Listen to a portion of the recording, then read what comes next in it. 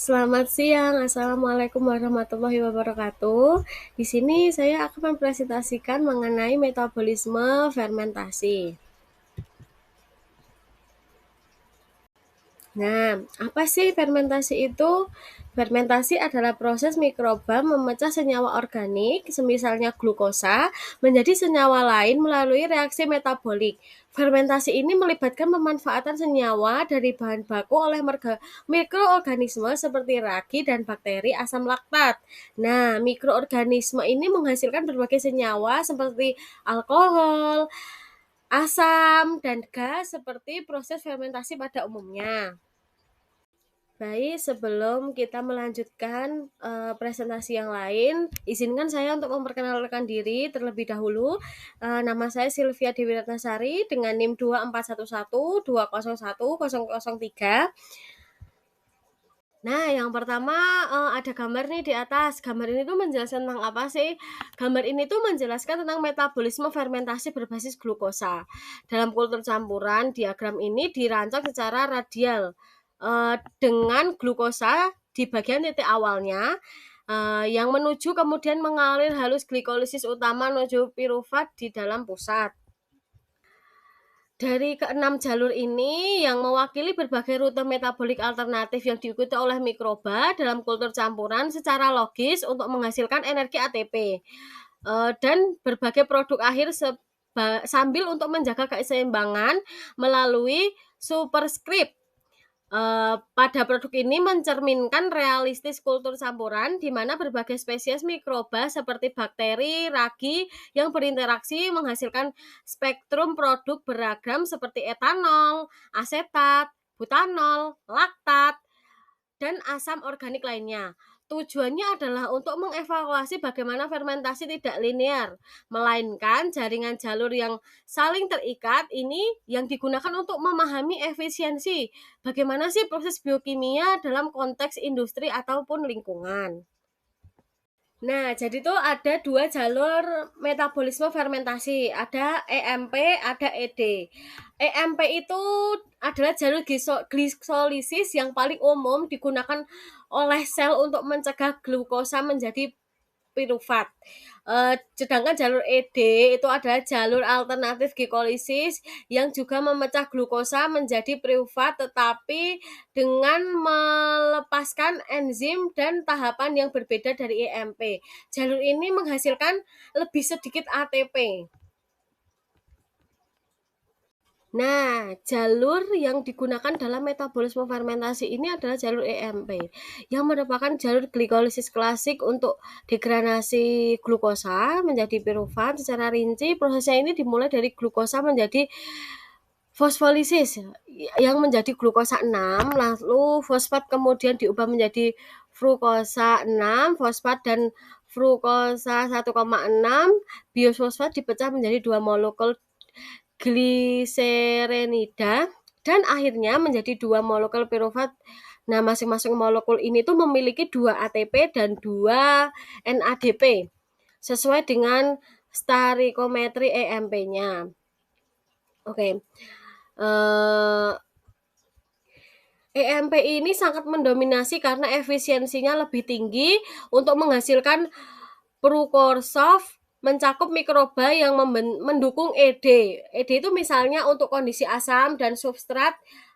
Keduanya ini berkolaborasi lah istilahnya untuk namun di dalam apa itu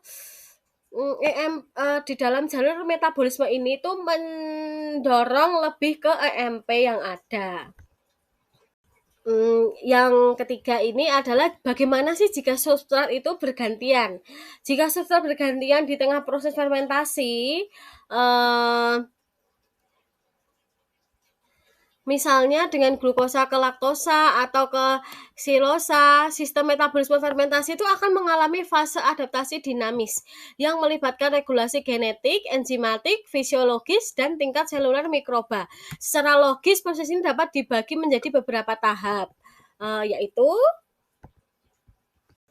Oke, yang pertama tuh ada proses lakfase, di mana mikroba ini mendeteksi substrat baru melalui sensor sel mikroorganisme baru dipindah ke dalam media baru. Mereka belum melakukan pembelahan, tetapi fokus pada proses adaptasi melalui sintetis enzim. Perbaikan komponen sel hingga penyusunan metabolisme baru. Jumlah sel ini tidak ditambah meskipun aktivitas metabolisme ini meningkat. Seperti sistem catabolisme responsen atau CAMP dan CRP pada bakteri E. coli atau industri hormon spesifik. Jalur EMP yang sedang aktif untuk glukosa akan ditekan sementara diamati perubahan laju pertumbuhannya karena enzim glikolitik seperti hekolinase mungkin tidak optimal untuk substrat yang baru. Yang kedua ini ada jalur peningkatan jalur baru, di mana mikroba akan mensintesis enzim baru untuk laktosa, memecah menjadi glukosa dan galaktosa. Galaktosa ini kemudian akan masuk ke jalur leurir untuk bergabung dengan EMP di tingkat fruktosa 6. Fosfat jika substrat adalah pentosanya.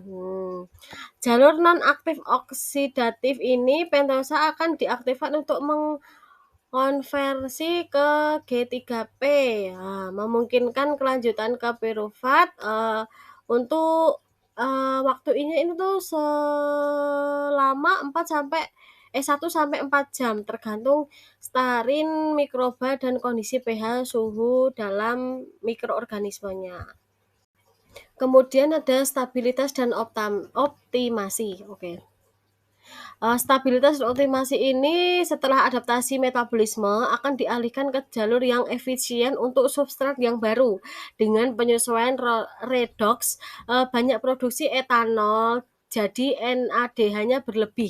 Namun ini sering menyebabkan penurunan yield sementara hingga 20-50% hingga energi dan perubahan profil produk. Misalnya lebih banyak asam laktat menjadi substrat kurang efisien kan.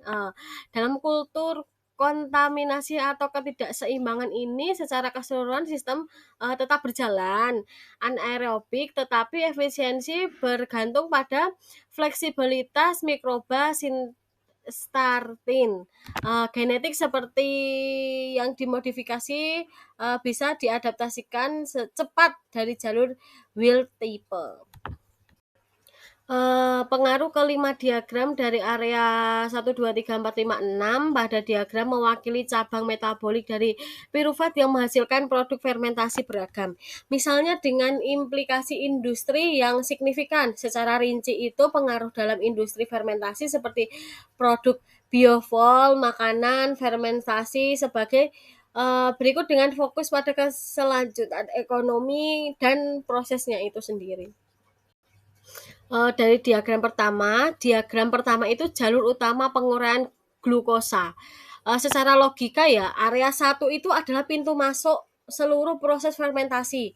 Di sini glukosa akan dipecah menjadi molekul kecil yang disebut pirufat. Proses ini menghasilkan sedikit energi ATP yang diperlukan sel menjadi area 1 adalah area dasar yang menyediakan bahan baku atau pirufatnya itu untuk semua percobaan fermentasi. Diagram kedua ini adalah percabangan dari glikolisis. Area 2 adalah jalur samping ketika sebagai glukosa tidak langsung menjadi pirufat, tetapi diarahkan ke produk lain seperti gliserol 1,3. Jalur ini digunakan sel untuk menjaga keseimbangan NADH, terutama ketika sel mempunyai kelebihan elektron. Jadi jalur alternatif lah intinya gitu. Nah, pada diagram ketiga ini, percabangan dari pirufat setelah pirufat membentuk pada area 1 atau area 3 menunjukkan bagaimana pirufat bisa berubah menjadi produk lain seperti aseton atau etanol lah. Ya. Secara logis juga tuh jalur ini dipakai mikroorganisme ketika mereka menghasilkan senyawa yang lebih netral dan tidak terlalu asam. Nah, jalur keempat ini, diagram keempat, mohon maaf, jalur ini berbasis ACT-ACOA. Oke, area keempat ini adalah cabang terbesar karena molekul yang sangat fleksibel. Dari suatu zat ini, sel bisa membuat asetat atau butanol atau bahkan etanol. Secara logika area ini adalah pabrik utamanya dari fermentasi karena satu titik sel bisa menghasilkan banyak sekali produk tergantung pada kondisi lingkungannya juga. Nah, pada diagram kelima ini jalur R laktat. Area kelima ini menampilkan jalur ketika piruvat diarahkan menjadi L-laktat melalui enzim laktat. L-laktat ini kemudian dapat diubah oleh beberapa mikroorganisme menjadi propianid 1 sampai 2. Jalur ini penting pada fermentasi.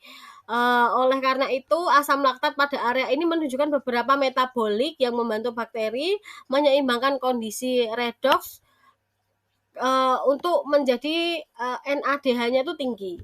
Baik, sekian presentasi dari saya. Mohon maaf jika ada kesalahan kata atau omongan-omongan yang kurang tepat. Sebelumnya saya ucapkan terima kasih. Wassalamualaikum warahmatullahi wabarakatuh.